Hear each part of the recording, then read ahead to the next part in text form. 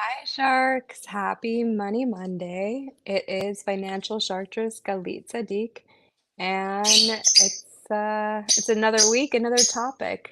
And this is last week we talked about investing and making sure that you start investing now and you don't wait. This week, let's talk about like one of my other favorite things to do, which is saving. Um, I am a huge fan of interest. Compounding interest is my best friend, and I love saving.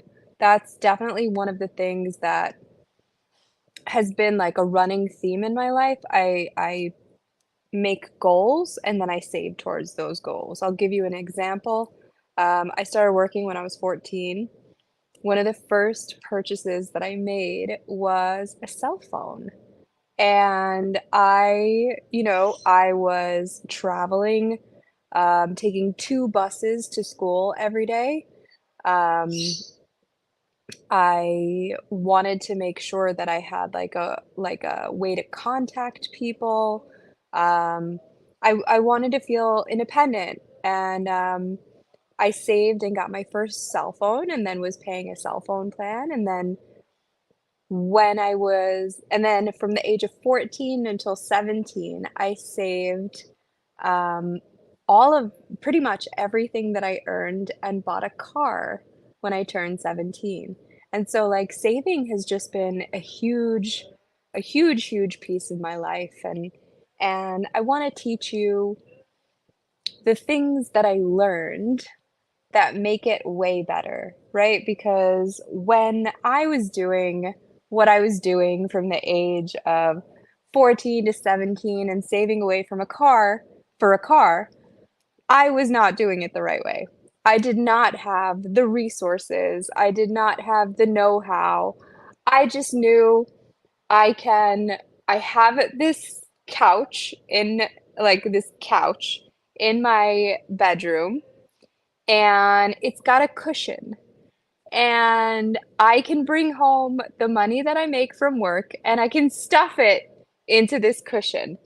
Now, that was how I saved for my car. And I ended up paying for my first car all cash when I was 17. I got my driver's license and immediately bought a car. But had I known about the ins and outs of interest and savings accounts and looking for the best interest rate, I could have bought a nicer car, or who knows what I would have had, right? Because I was just thinking saving is just putting away money for later, right? I was not thinking about how that money could potentially grow, and it can grow. And one of the ways to make it grow is to put your savings in high interest savings accounts. So those are generally online banks, right? Because online banks do not have the same overhead that brick and mortar banks have. And so they will usually give you more bang for your buck. They will give you more. What you are doing when you put your money in the bank, you are essentially giving them your money, which then they take your money and make investments with your money to make more money on your money. So you are giving it to them, they are using it to make more money. Why not make sure that you get a bigger piece of the money that they're making on your money, right? That's essentially what you want to do. So look for a high interest savings account. How? How do you do that? So, gonna tell you again about my favorite website, nerdwallet.com. It will compare savings accounts for you.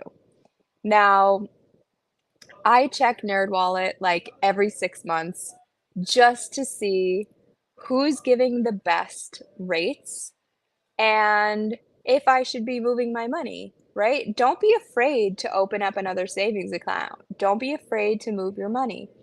So, some of the things to look out for. One is savings accounts that have high interest introductory periods. So they will maybe give you a much higher interest for 12 months, let's say, or 6 months. And then after that, it just goes down. So, what do you do with those kind of accounts? You wanna take advantage of that high interest, but you don't wanna keep it in there if it's not gonna make you any money. You wanna move it somewhere else. So, if you really feel like you wanna take advantage of that, make the account, put your savings in there, and then set an set a calendar reminder for 2 weeks before your introductory period expires. Because if you set it for 2 weeks before your introductory period expires, that'll give you 2 weeks to find a different bank to move your money into. Again, check out NerdWallet. Another thing that you wanna look at and think about is in order to get the rate that they're advertising, is there anything specific that you have to do? A lot of banks, you need to have a direct deposit made into that account or 2 direct deposits a month, whatever it is. Um, find out about that because sometimes, like, I've had people sign up for accounts and then they realize, "Hey, I'm self-employed. I don't have a direct deposit, so I'm not gonna be making the full interest on this." And in those cases, I tell them, "Move your money," right? Move it to an account where you are gonna be making the full interest. I looked at NerdWallet today, and you can find 4.35, 4.5. There are high interest rates out there for you to make some money on your money right now. So, please go ahead and move any pockets of money that you have sitting, especially from a brick and mortar.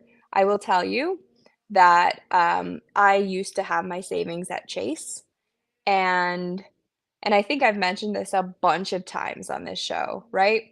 I used to have my money at Chase, and when I decided to get smart about savings and smart about where my money was being held, I moved my money to an online high interest savings account, and I made more in 1 month in interest than I had the entire previous year at Chase.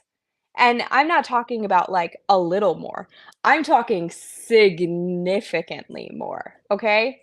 And then you start to once that interest is in your account, you start to earn interest on that interest, and interest on that interest, and it keeps going and going and going. So if you want money to be readily available to you, right? You need it to be liquid because there's something that you need to spend it on, there's a goal that you're going for, and you can't have it tied up in investments or in something like a CD, then put it in a high interest savings account. Make sure that at the very least that it is growing for you. And another thing that you can do, maybe, you know what? I will do it next week. Stay tuned. Next week, I will do an episode on CD ladders and different kind of structures that you can have to have money that's somewhat liquid, right? Liquid means easily used, easily turned into cash.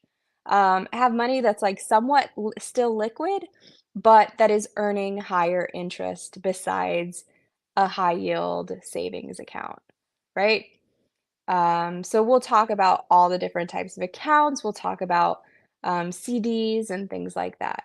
In the meantime, do your homework, go to nerdwallet.com, check out the best savings accounts, move your money there, put reminders in your calendar to just log on to NerdWallet every 6 months or so.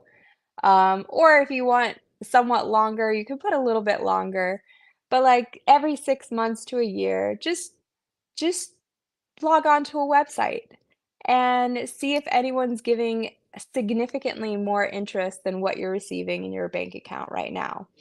And go to your bank account itself and look at what you're getting, especially if you are using a brick and mortar. Just check it out. See what's available. And when you make the decision, because I sometimes I see accounts that are making a little bit more in interest. So like instead of 4.35, they're making 4.5. And then I think about other things. So is it user friendly? Is the website easy to use?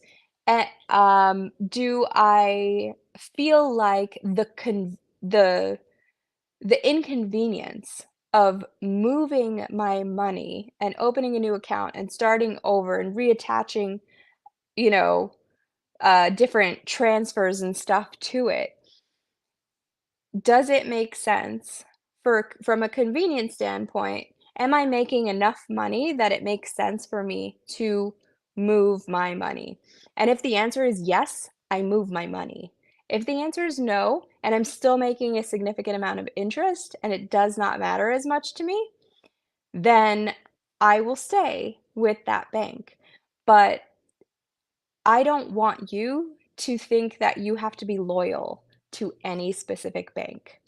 Money is money. They are not loyal to you. What you want is the bank that will do the best for you at that moment, right? You owe it nothing, right? You owe none of these banks anything. If anything, they have to pay you for the privilege of keeping your money there and using it to make them more money. I want you to just reframe your thinking around banks. And with that, you will start to realize how much your money can grow in just simple savings accounts. Until next week, please give it a shot.